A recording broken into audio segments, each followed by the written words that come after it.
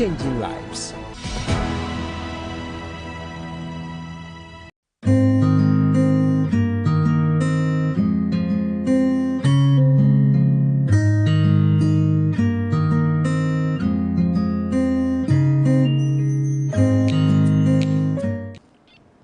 Hello, good evening, lovely viewers, and welcome to another episode of The Consulting Room.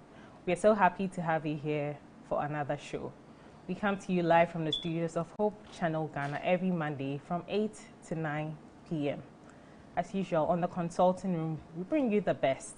We bring you the latest updates on your health in the plainest language possible.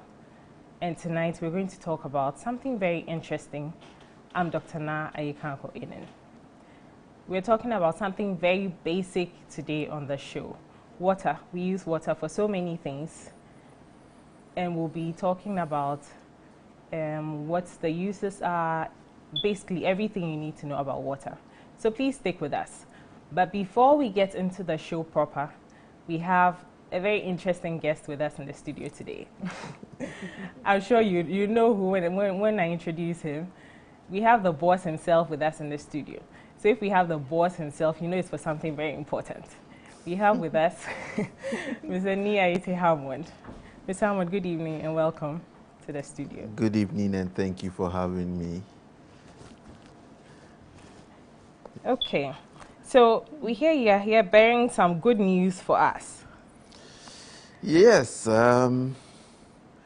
you know, we, Hope Channel, our slogan is about changing lives. Yeah. You know, and over the years, we've been doing that very well in the area of spirituality, Okay. in the areas of relationship, health, like we do. But there's one area that we haven't really hit so hard, you know, and this year, by God's grace, we are looking at putting it out as in empowering young people financially such that they would grow. And so we're coming out with a sub-reality program known as The Pitch. Okay. Yes, The Pitch. The Pitch is a reality show, entrepreneurial reality show, where we give startups and micro and small businesses an opportunity to pitch for finance to enhance their business or to start their business. Okay, so you said reality show. Usually the reality shows we know, they are like in a house, like Big Brother and others, right? Yeah. Is that what's going to be happening? Okay, that is why I said semi. Okay. Yes, they might not necessarily be housed, but you know, because it's a semi-reality show, so there are going to be various tasks that they will be involved with. Okay. You know, and so there are going to be various training sessions, Okay. and all these things are going to be filmed and aired. You know, the whole idea is that apart from the fact that they're going to pitch to get investment into their business, we also are looking at training them such that they grow into better entrepreneurs. Okay. You know, so it's not just giving money, but helping them to grow businesses and to see how businesses can expand into the future. Okay. So it's a training and a learning process.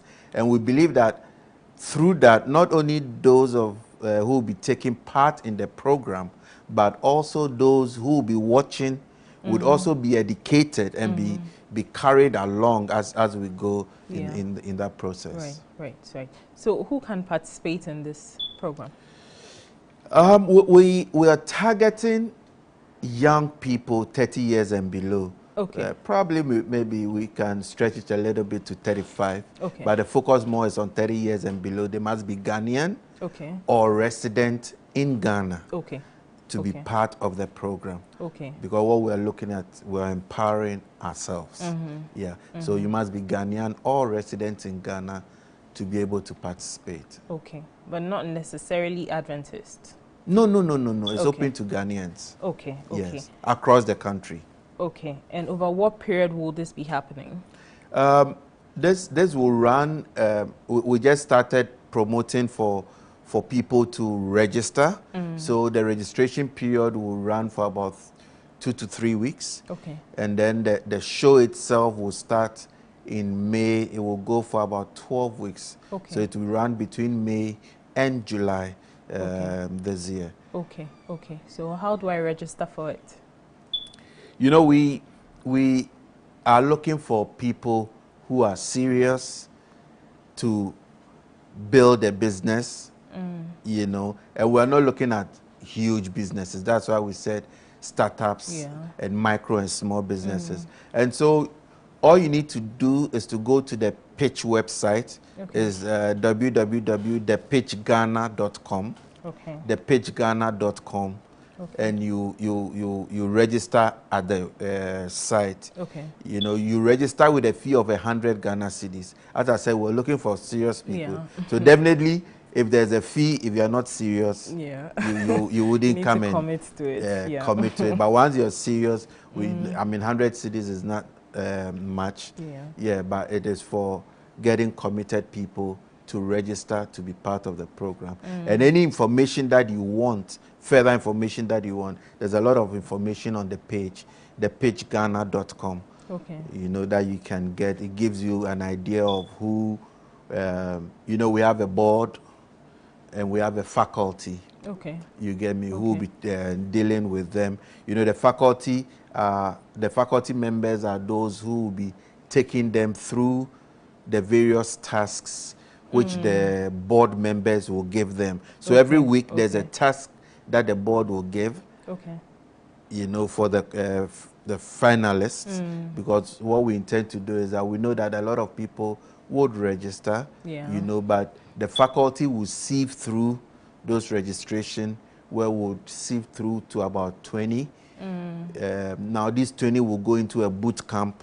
Okay. Where they'll be taking through various lessons, and then they'll be prepared to make a pitch for why they should be in the competition. Okay. And out of that, the final 10 will be selected who will go through the competition proper. Okay. So now once the 10 are selected and they go into the competition, week on week, there's a task that the board will give them. You get me? So once the board gives them the task, the faculty members take them through training for the tasks that have been given, and then they now make a presentation to the board. You know, so that will happen for about 7 weeks with 7 different tasks to prepare them. And then on the finale, I mean, 5 people will be evicted out of the process, and 5 people will go to the finale to determine who gets to get a stake in the 100,000. Okay, so that was my Ghana next question. cedis. I hear there was a huge sum of money, so yeah, 100,000 Ghana Yes. cedis, right? Yes, there's 100,000 Ghana cedis at stake for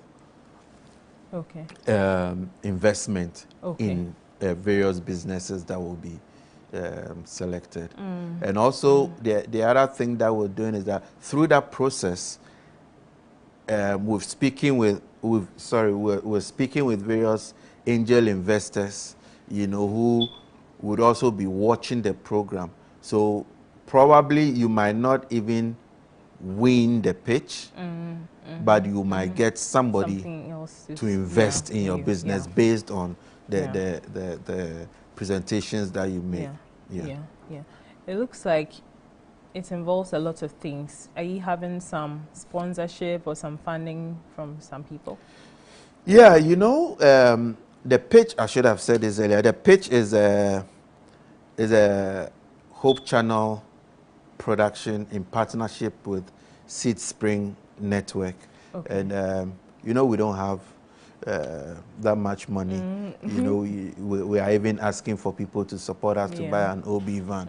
But we have partners who are really interested in ensuring that young people get funded so that we can build a strong entrepreneurial youth. And so we have the Adventist Heritage Cooperative Fund. They are our major sponsors, and then the National Entrepreneurship Innovative Program.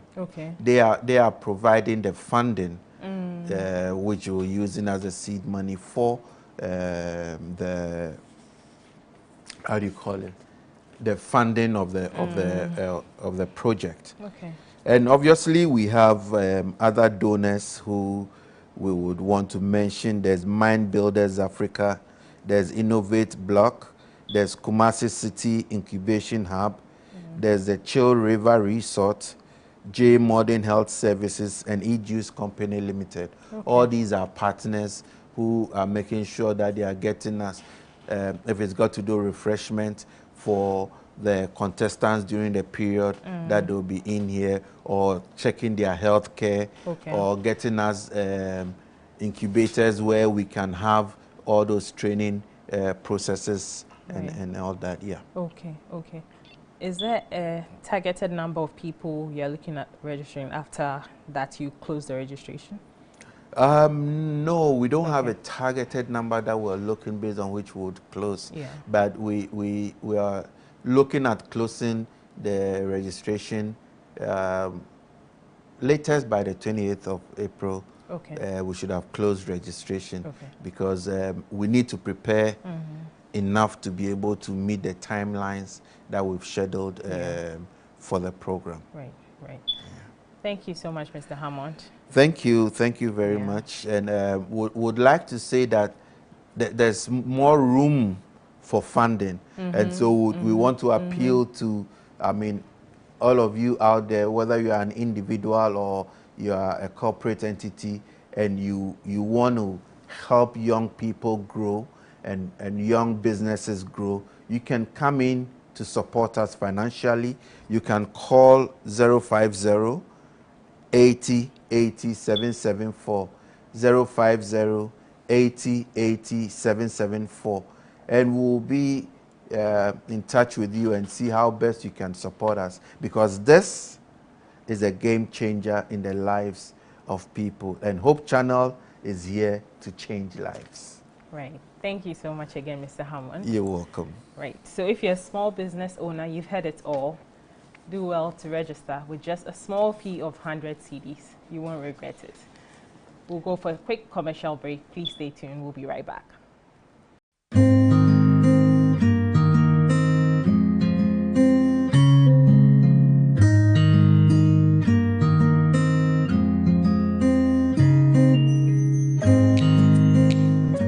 Are you a Ghanaian or resident of Ghana? Are you 30 years and below? Are you a startup, micro or small business owner wanting to scale up your business? Then apply for the Pitch 2024. Join the ranks of burgeoning startups from all across Ghana. Follow your dreams. Be bold and pitch to win a stake in the 100,000 Ghana cedis needed to unlock your startup's potential. Apply now with 100 Ghana cedis at www.thepitchghana.com. The Pitch is powered by Hope Channel Ghana in partnership with Seed Spring Network and sponsored by Heritage Cooperative Fund, National Entrepreneurship and Innovation Program, and our donors.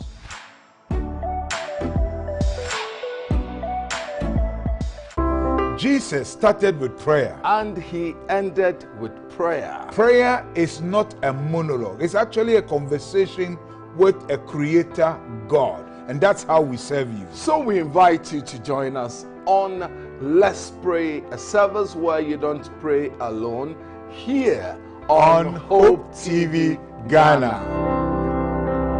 Let's Pray, a place where you don't pray alone, showing Tuesdays at 6 p.m. only on Hope Channel Ghana, your preferred Christian TV station.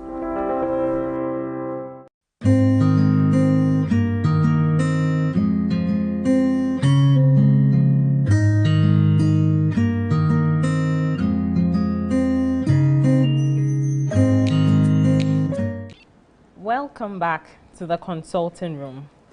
As I've said earlier, today we're talking about water. Water is life. We're talking everything water. Water, how much is too much?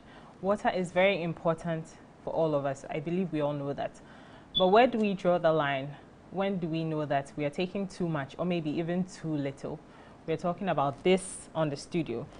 And I have with me in the studio Dr. Emmanuel Boakye. He's a medical officer and he's not a new face to the consulting room. Dr. Boakye, you're welcome again to the consulting room. Thank you, Na. And then joining us virtually, we have Dr. Frederick Gyamfi Apreku, who is a medical officer with the Ashanti Regional Hospital. Dr. Apreku, good evening and welcome.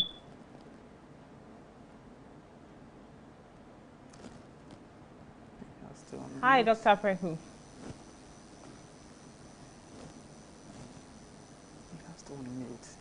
I think you'd have to unmute. We can't hear you. Right. Good evening and thanks for having me. Right. Thank you so much for joining us. So we'll get right into the conversation. Water. So I'll start with Dr. Boakye. What are some of the uses of water? Right. Thank you now for having us in the studio today once more. Water is something that is indispensable to every organism and every institution, whether it's a home, a school, a hospital, whatever institution it is, water is very essential. Yeah. In that, water has, in school we learn that matter can exist in 3 states, isn't it? But only water has the property of existing in all these 3 states. Yeah. It can exist as solid, that is when you freeze it. Yeah. It is already liquid, that is what you drink. And when you boil it, the steam that comes out is gas, right? So water is very interesting. Everyone needs water. Every institution needs water. Every organism needs water.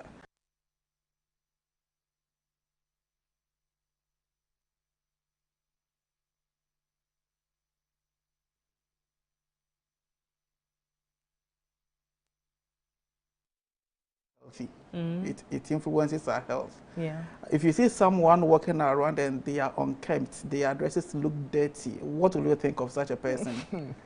you say that straight away, this person has some challenge somewhere, isn't it? We use water to wash down. I'm asking for bathing. You meet someone, the person looks very bad, smells bad. What do? You try to cover your nose or to give a reasonable distance between you and the person. This is because you see that person as a health challenge, a health scare to you, especially to your sense of smelling, isn't it? We use water to wash the foodstuffs that we cook at home, meaning these food come with some impurities that if you are to consume them without washing, you may eat something quite not good. So that is also another use of water. We use water for flushing waste in our homes. We use water for so many things that we do. And for you ladies, for washing your hair, it's something that we do very, very often. So water has so many uses outside even of the human body that makes us clean. We use water to, some use water to clean their floors at home. I mean, for mopping, for cleaning, we use it a lot of the time. So whether it is for drinking, whether it is for the bodily function, water plays a vital role. You go to an institution and the place stinks. What will you think? That these people, they are not healthy, they are not clean. Why? Because probably it's either their water supply is challenged, or it's either they are quite dirty by nature, right? So water is indispensable in every home. For every person, we need water. Right. So I'll go to Dr. Apreku now. If you can just tell us some of the importance or the uses of water in the human body. Thank you once again. So as Dr. Boakye rightly said, water is very much indispensable in the lives of all living organisms. As a matter of fact, it is estimated that about 60 to 70% of the human body is actually made up of water. And so it means that it is a commodity or an entity that is very much important in the human body. So let's just start from, say, the mouth and come down. Outside, we use it to clean ourselves, bath, and then we drink water to quench our thirst. you know that when you are thirsty, it's one of the most uncomfortable situations you can ever find yourself in. In addition to that, too, water helps in digestion because you know the body actually secretes digestive juices.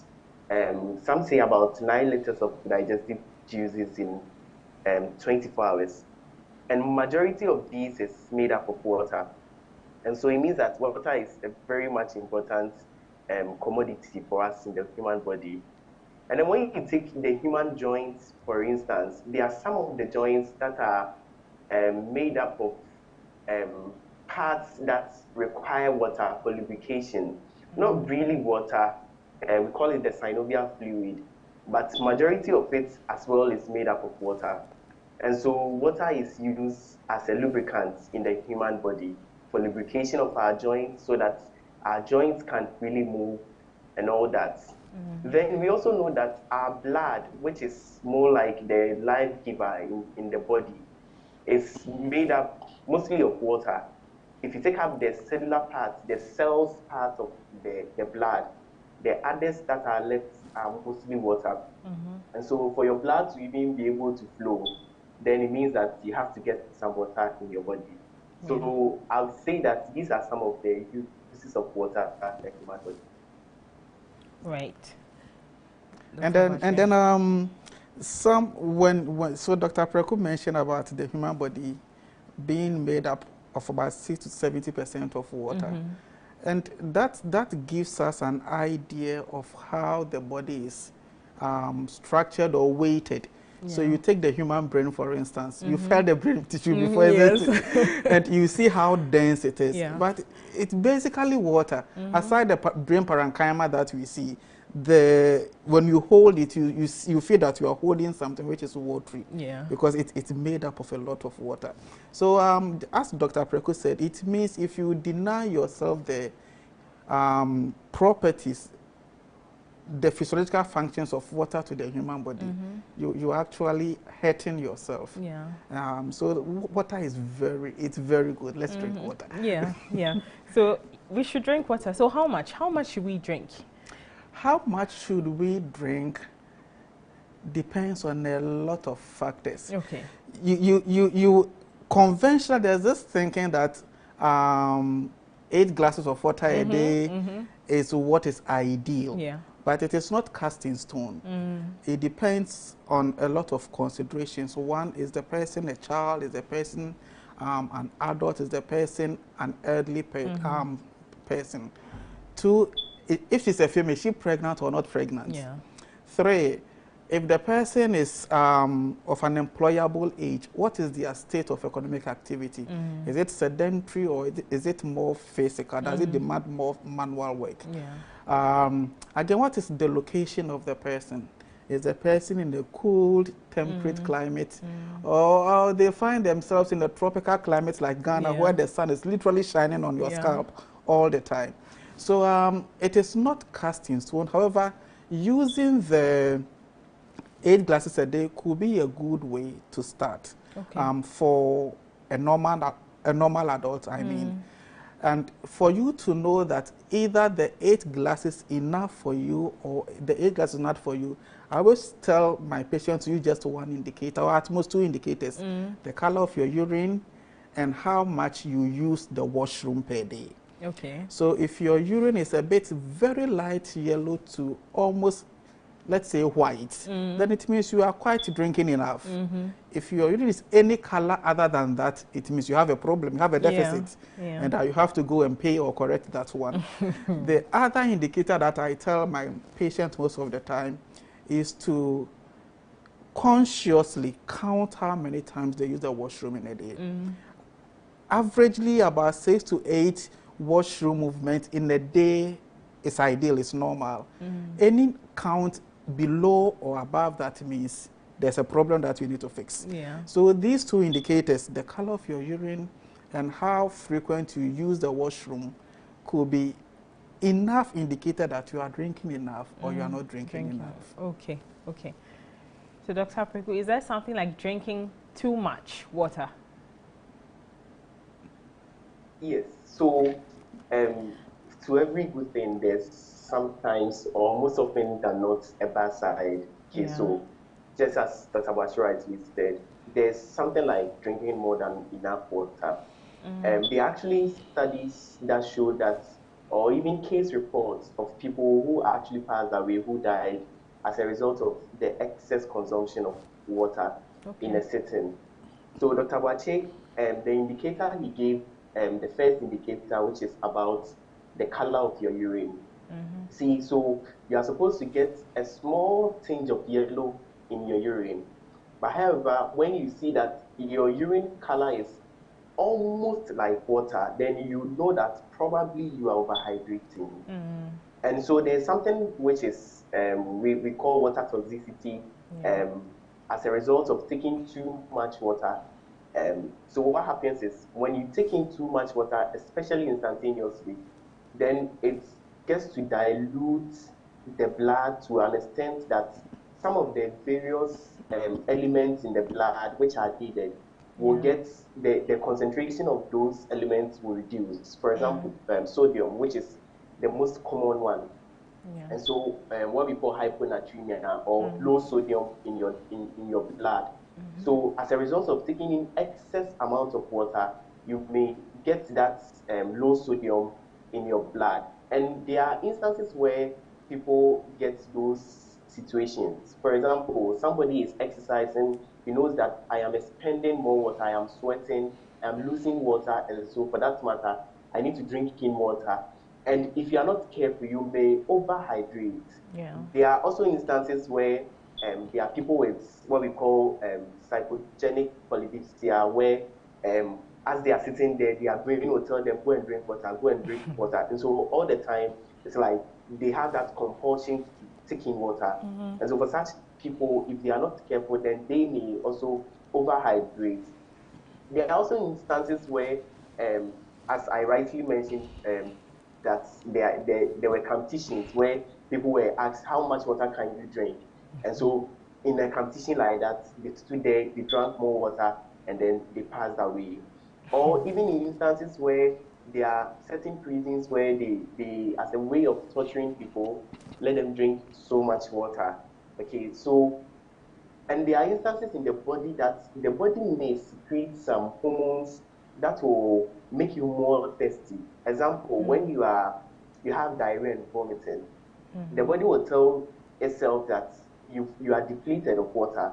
And so in order for you to drink more water, it will secrete hormones that will tell you that you are thirsty. And so when these hormones are there and you don't, you obey it, over-obey it, maybe I should say, then you may drink more water than is necessary. Right. Yes, so to add on to what Dr. Preco said, he mentioned a very important element, sodium. Sodium works to regulate the inflow and outflow of water from the cells. So when sodium levels are dangerously low, it means this fine control mechanism is lost. And then the inflow of water to the cells is no more under regulation. So what happens to the cells? More water, it swells up. So water enters the brain. What happens to the brain? The brain swells up, but your head is a fixed space. There's no way, so blood, fluid, he mentioned the CSF, and then the brain tissue. These are the three things in our brain. The brain is a fixed space. It cannot expand. And now the brain is swollen. So what has to happen? It has to push some things outside so that it can get space and accommodate itself. And then that leads to what he mentioned, the coma, the dangerous part, of course, is the coma. But there may be confusion, there may be disorientation, there may be severe headaches, and others. Again, when the sodium function is lost, in the other, we call it third space, the other spaces of the body, the water has to find a place and accumulate. It can flood your lungs. It can flood the pumps in your veins, in your lower legs. It can flood your stomach. So you get a big stomach. Meanwhile, you are not pregnant or you are not having any liver pathology. Your lower limbs may swell to the point that when you press it with your thumb, it dimples inwards to the point that you may even be able to touch your bone, right? So water, though, is good, But when you drink too much, the consequences are disastrous. Yeah. Again, we cannot judge what is the ideal for everyone. But then, as he indicated, if your urine is almost to the color of the water you are drinking, then that means you are hitting that edge. And when it gets to that point, it's either an ICU care or a high dependency unit care, which is quite also expensive in a part of the world to shoulder. So let's be guided. And if you have to drink water, drink it as our body physiologically requires. Yeah. So you mentioned earlier that the different age groups require different quantities or amount of water. For a child that is breastfeeding, do they need to be drinking water? So this is a very good question. A child that is breastfeeding, let's say exclusively being breastfed, isn't it? It's quite difficult trying to change the thinking of a particular group of people. And this I'm referring to the grandmothers and then the grandfathers. Okay, a mother may say that I went to the pregnancy school. I was told that breast milk is enough for my baby, and so I should give the baby water. And it becomes a fight between the one who has given birth and then her mother. But breast milk is enough. It's enough for a baby who is being exclusively breastfed because more than 90% of it is just water. Yeah, and you are giving so much water from what nature is given, and you are topping up. Dr. Preku mentioned water intoxication, and it can happen to everyone, including babies. So our viewers, breast milk is enough. If you are doing exclusive breastfeeding, there's no need to top up water. Perhaps due to one or two challenges, there may be issues with breastfeeding. In which case you may have to do complementary feeding with a formula, isn't it? And you have to mix it with water. Don't use too much. The baby's organism is not as matured as an adult. And so the quantity of water that you will use for your food is not the same quantity you will use for preparing the baby's food. And most of the time, this formula comes with how to compose it. So tell you maybe take 1 cup of this and mix it maybe half a cup or 1 cup or 2 cups of the lid. This is a lid or a cup. Yes, and that is how so it comes with its instructions. Kindly follow the instruction of the kind of formula you are using so that you don't give the baby too much water, which may end up hurting him or her. Yeah, right. Dr. Preku, how do I know that I'm taking good quality water? Is there something like that? Good quality water? Yes. So there's good quality water, and that is what I think in English term we call potable water. Something that you are able to use for hydration, and then it doesn't bring about any negative side effects or any implication on your health. So in our basic school, I mean, we were taught that water should be tasteless, it should be odorless, it should be colorless. At least these three are things that you can just, with your natural eyes, see, or with your sense of taste, be able to take it out. And then with your sense of smell, also know that there's no smell in the water. So that is something that everyone can do. In addition to that, too, there are other things that are required when it comes to water. There are things like the pH of the water, how acidic or alkaline the water is. That is also another factor that we consider when it comes to good quality water.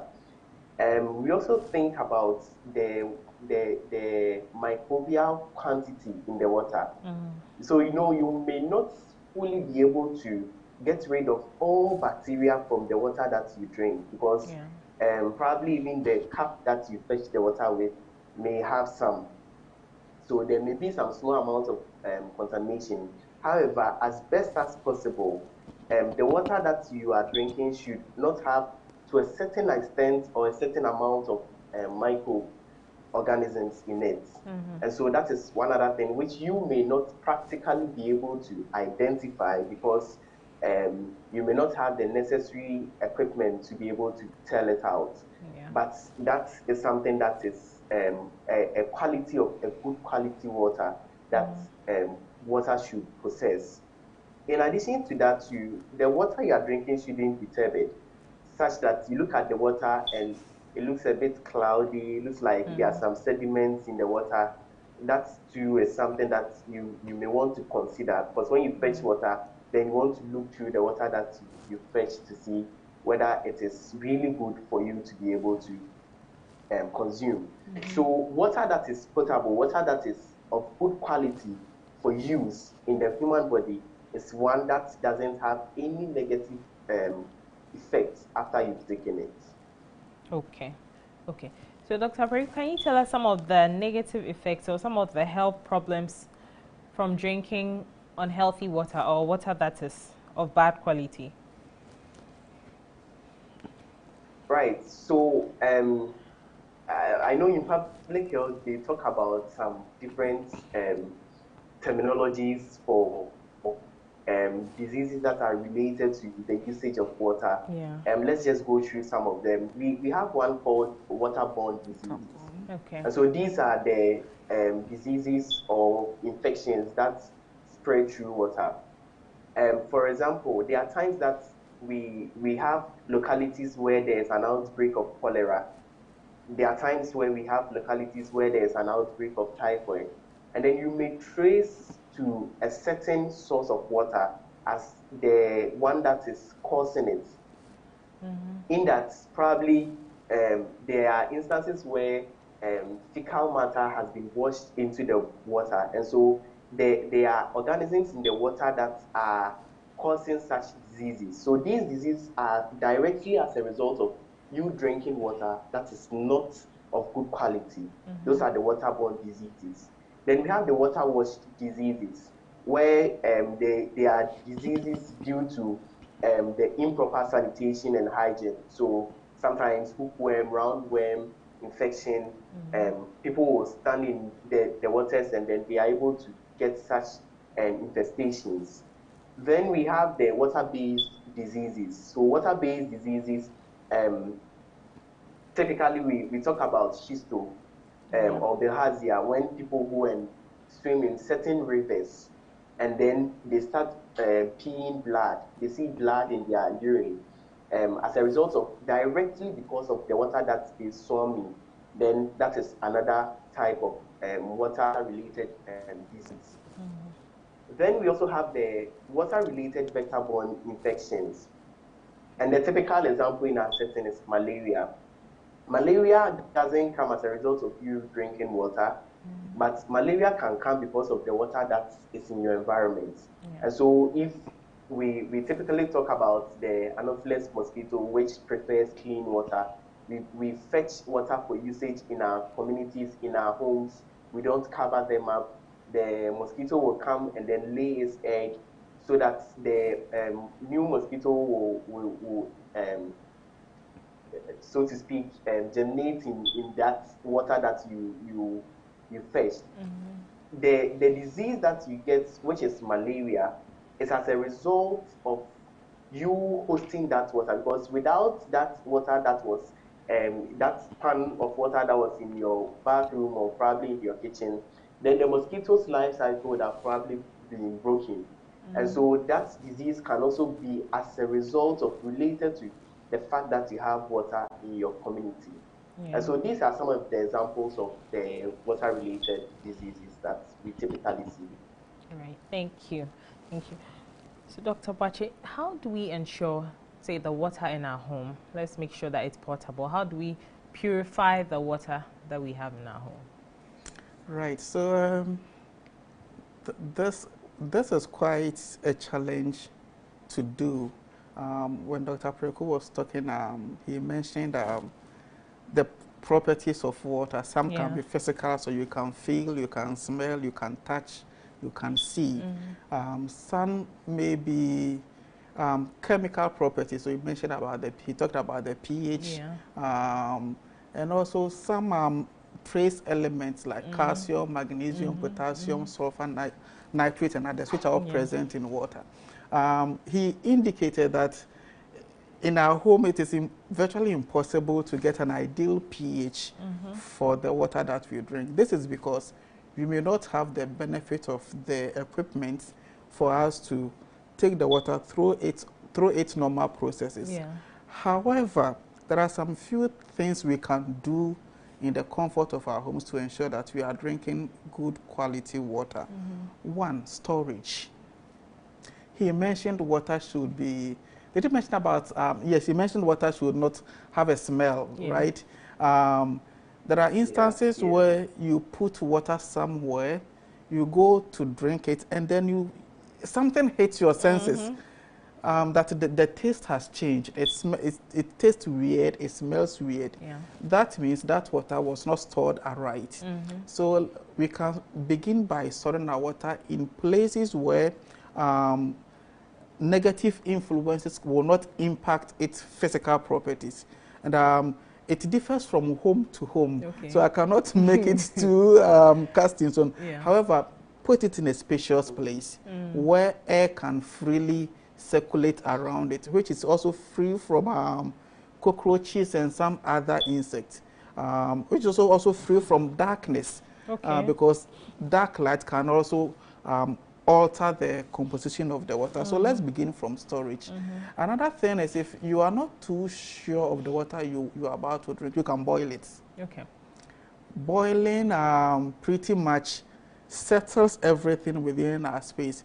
You let it boil for about 3 to 5 minutes, and then you let it sit for about 30 minutes, and then you drink. It is perfectly fine. So if you are not too sure of the water quality that you are about to drink, you can boil it, and at least you are also covered. If you have enough resources to go for a dispenser, at least that one would that water has already been treated, and so. And for our churches, we can also consider the dispensers in our churches. These days, you go to a church, they use sachet water. They use sachet water, and especially for the case, one will bite the water, after drinking what he or she can take, put it somewhere. The air and then everything will blow over it. Whatever will settle in. Another person will go and take it, which is not quite healthy. So for corporations, if you can use the dispensers, it comes with some insurance that whoever will take, or whatever water that you take from it, is also good for you to take. So we can boil them, we can store them aright. And then Dr. Preku mentioned something, maybe we thought he said it in passing, the medium that we are using to fetch the water. So you also have to ensure that that medium is very clean. If it's a cup, make sure it is very clean, because the water may be pure, but then the cup may not be clean. And then you are going to fetch it onto it before you sip it. What are you doing? You are drinking a lot of impurities. So the mechanism by which you drink the water to is something that you may have to ensure about. And if you depend on suppliers to give you water, at least make sure the water that you are drinking is certified by the appropriate regulatory agencies. In Ghana, we're talking about the FDA and then the Ghana Standards Authority.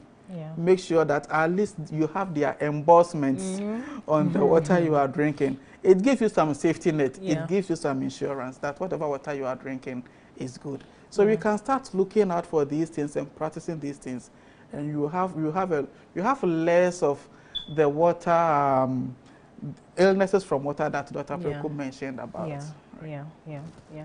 So Dr. Preku, is there an organization in the country who checks the quality of the water coming to our homes? Yes, so Dr. Boakye rightly just said that we have the Food and Drug Authority and then the Ghana Standards Authority, which are responsible for this safety aspect of the water. Then I also know that most of us who depend on the Ghana Water Company Limited, we also have their check mechanisms that they use to test the quality of the water that comes into our homes. There are even instances where they have laboratories where, say, a person decides to dig a well in their home. You can take sample of your water to their offices, their laboratories, and then go and run analysis on the water to see if the water is safe for drinking. Because for you know, there are instances where depending on where you dig the well, there may be some hard metals or that may sieve into the well and the water. And so you'll be drinking water though, but you'll be taking in other substances that may be toxic to your liver, your kidneys, and the entire human body. And so these organizations exist to be able to certify the quality of water that we drink in Ghana. Okay. Dr. Boakye, there are some people who just won't drink water. They'd rather get some Coca-Cola or Sprite or some Rush or energy drink to take. What do you have to say about that? All right, so this is a sensitive issue because it touches people's work that they do. And so whenever I'm addressing this issue, I'm a bit hesitant to talk about it. I should have said this to Dr. Prep to comment on.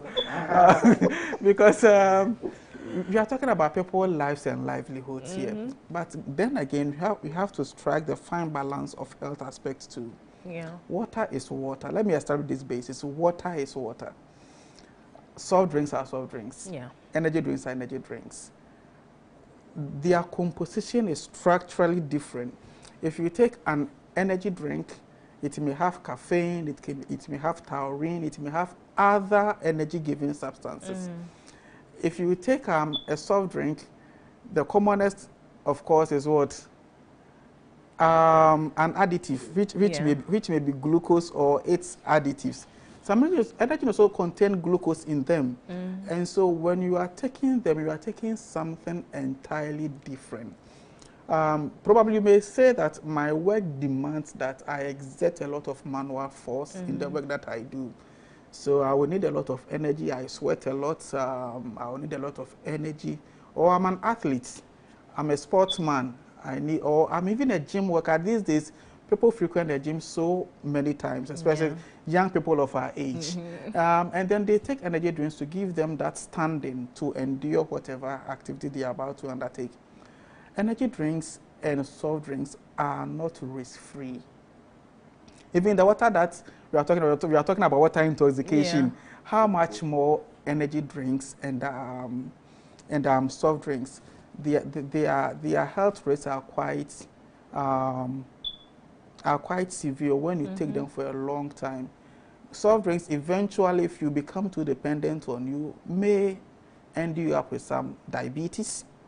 When the blood sugar reaches a threshold that the body is no longer able to regulate with its insulin mechanisms, in which case we may have to put you on a diabetes regimen. Energy drinks may cause you to be dehydrated. It may cause you to become addicted to it. It may cause you to have problems with concentration, with sleeping, with focus if you take them for a long time. This is because we mentioned about water being the main constituent of the brain and the other tissues. If you take these energy drinks, it exchanges the water with these substances in them, and all the manifestations of the particular organ becomes evident. If it's the kidneys, you may go into some form of kidney failure, which may end up with some dialysis and all. So water is water. Energy drinks are energy drinks. Soft drinks are soft drinks. Like I said, this is people's business. So I'm quite a bit restricted when I'm talking about it. But whatever it is, let's drink water. There's nothing that substitutes for water. So let's drink water as and when the body tells us that you are thirsty. Again, Dr. Preku mentioned some people who have this psychological tuning that I need to go and drink, I need to go and drink. Meanwhile, there's no sensation coming from the test center of the brain. When you feel that you are thirsty, you know that you are thirsty. And when that happens, you don't take energy drinks or you don't take soft drinks. You have to take water. Let me use this opportunity to also address one issue which is quite prevalent among breastfeeding mothers. They eat a lot. It's not because they do, but again, I said it because their mothers will push them to eat. Wow, it is so did now the shame, right? But sometimes the energy pangs that they get, it's not because they are hungry, it's because the body is craving for water. Okay. And instead of them going to drink water, what do? They will eat. And not only them, but of course they are the population at risk here. But for all of us, there are days that you feel that you are too much hungered, that you crave for food.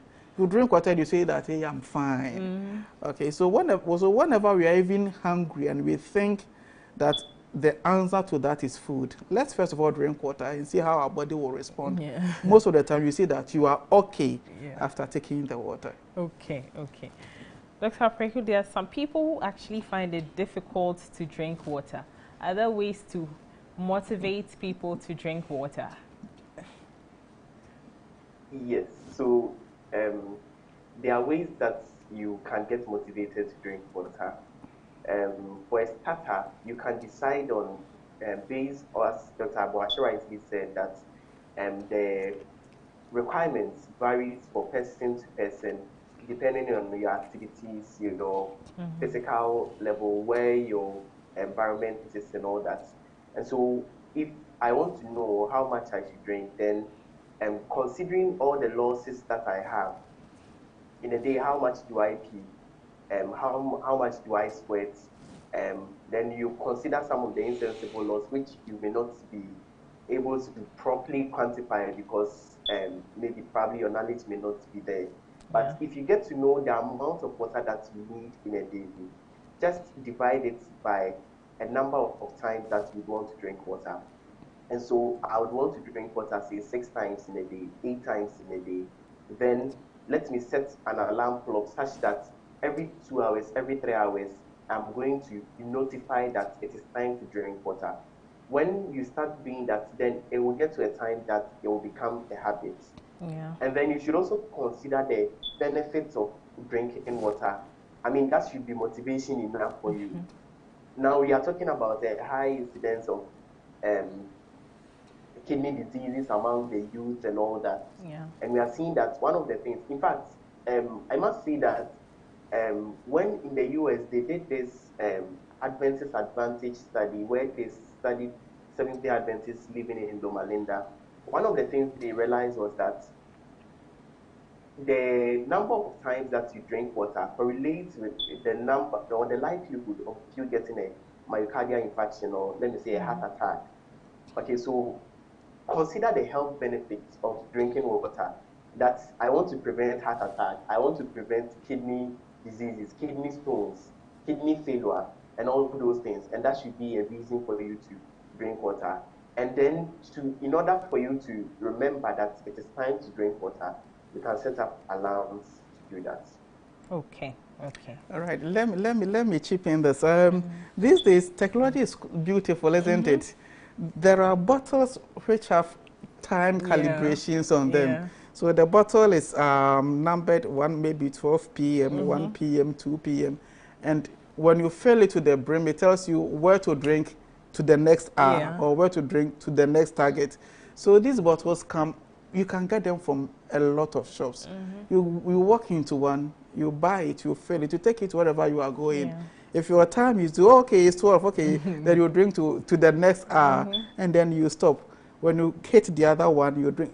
Gradually, you are training yourself, you're motivating yourself to drink water. What I do at the hospital is that I assign some of my supporting staff that, hey, please remind me to drink water at this hour. You to remind me. If you don't, I'll come at you. Okay, so we can motivate ourselves. We can do it in our workplaces. Okay, so Dr. Preku, please remind me the next hour that I have to drink water. Or now, and then it becomes a lively activity. And then as you do it, you don't help yourself alone, because if you are going to drink, the person will also be motivated to do what? To also take a drink. So let's also help ourselves in that wise. You may not have a clock or a phone, maybe forget to set the alarm. But if you are portioning this amongst ourselves, we support ourselves and we go by it very well. So there's a question from a viewer. If the minerals indicated for bottled water can cause an overdose of such minerals in our body. Dr. Bachi, do you want to start? Then Dr. Preku comes in. All right. So the minerals in water should have their there are levels, right? Yes, it should reach a certain threshold. It shouldn't exceed it. It should be less than that threshold that's established for it. Yeah. And these minerals are indispensable to the function of the body. So I mentioned them: calcium, magnesium, sulfur, nitrates, potassium, plus others, which are the constituents of the ones that you can't see with your eyes. For us, I don't even keep the values in my head. Yeah. These things are not, but there are standards. Yeah. There are standards across across the agencies which regulate it. So when you take your water, check the readings on them. In fact, it has to be, if you buy a bottled water or a packaged water and you don't find it on it, please don't take it.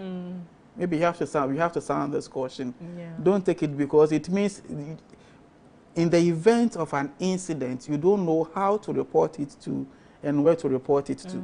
So each water should tell you the name, the production date, the expiry date, as well as the contents of the water.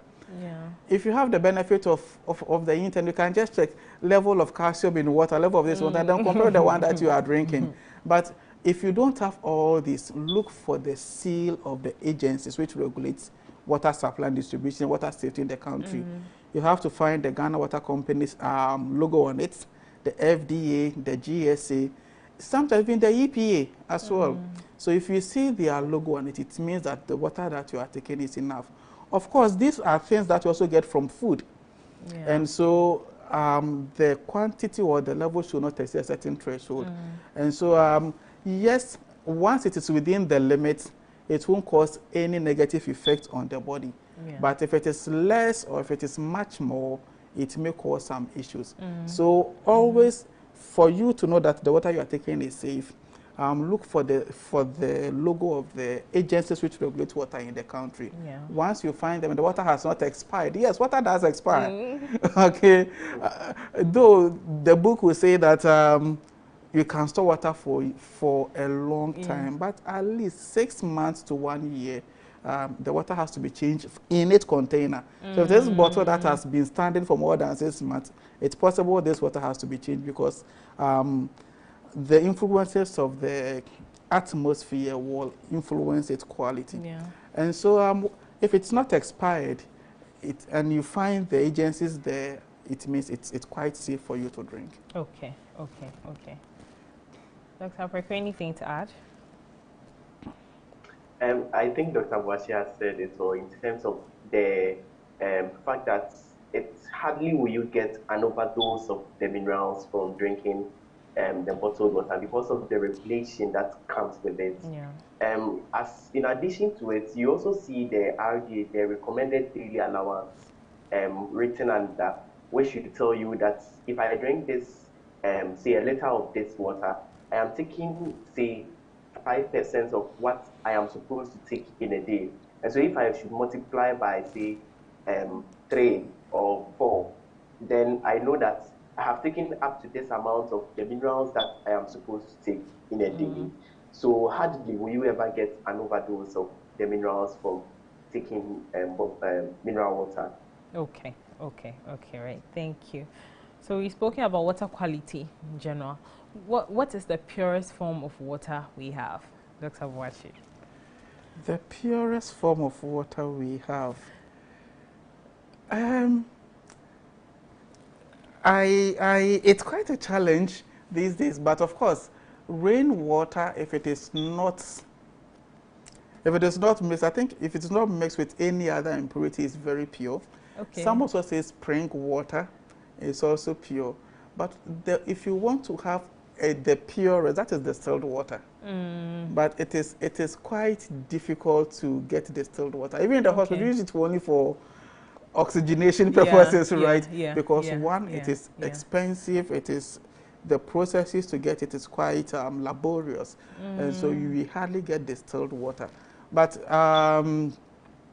the water that we are drinking at home, as we said, or the water that we are using at home, there are some of us who have dug our own wells in our houses.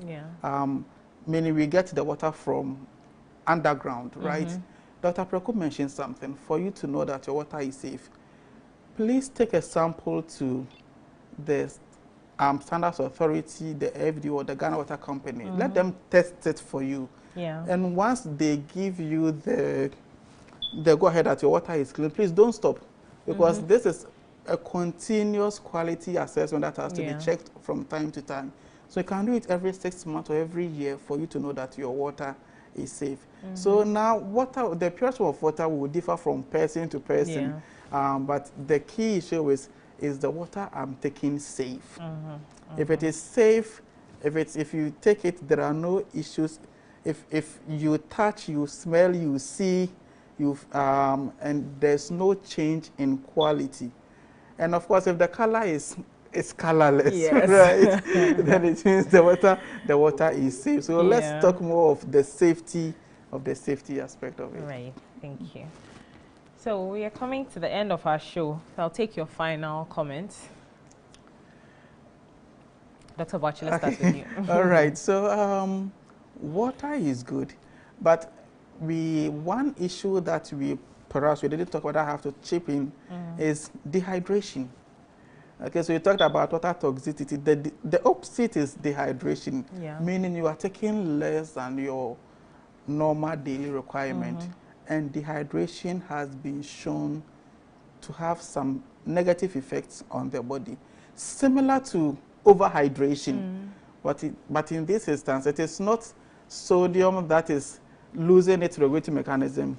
It is because you are depriving the cells of its water content. So the brain loses its water, the kidneys loses its water, the blood vessel loses its water, the lungs loses its water components, the liver loses its water component, and all the organ systems suffers. Again, you may have a lot of symptoms ranging from your head to your feet. So let's drink water as our body demands. Not to take water as a fashion, as our body demands. For some people, I just had a patient, and whilst talking, I sense this issue may either be due to dehydration, overhydration. So after this, I told him, look, you don't need medicine. Though you came to me, but you don't need any medicine. I think you have to work on the quantity of water you take in a day. I asked him, so how much do you take in a day? So, doc, I take about 15 sachets a day. I said, 15 sachets? That is half the whole pack. I said, no, this is not good. So I told him, look, you are hurting yourself. Another person too came trying to flex up, oh, I take just one sachet a day. So these are two extremes that we are dealing with. Let's take water as our body demands. How do you know? Look at the color of your urine. If it is light yellow, very light yellow, it means at least you are there. If it isn't, then it means there's an issue. If it is close to the water that you are drinking to, it's also a problem. Yeah, right. Thank you. Dr. Preku, final comments, please. So my final comments will be just all that we have said is that it is very much advisable for us as humans to drink enough water, because as we rightly say all the time, that water is life. But ultimately, we know that Jesus is the water of life. And when we fetch from him, then we will have everlasting life and we will never thirst. And so we should always go to him as the water of life, and he will bless us. Thank you. Thank you so much. Thank you, Dr. Bashi. Thank you, Dr. Preku. And thank you, viewers, for joining us tonight on the show. Water is very important, but let's try to avoid the extremes. And also, let's remember, for small business owners and even for you who has just an idea, let's remember to sign up for the pitch. Thank you so much for joining us tonight on the Consulting Room. We hope to see you again. Have a good night.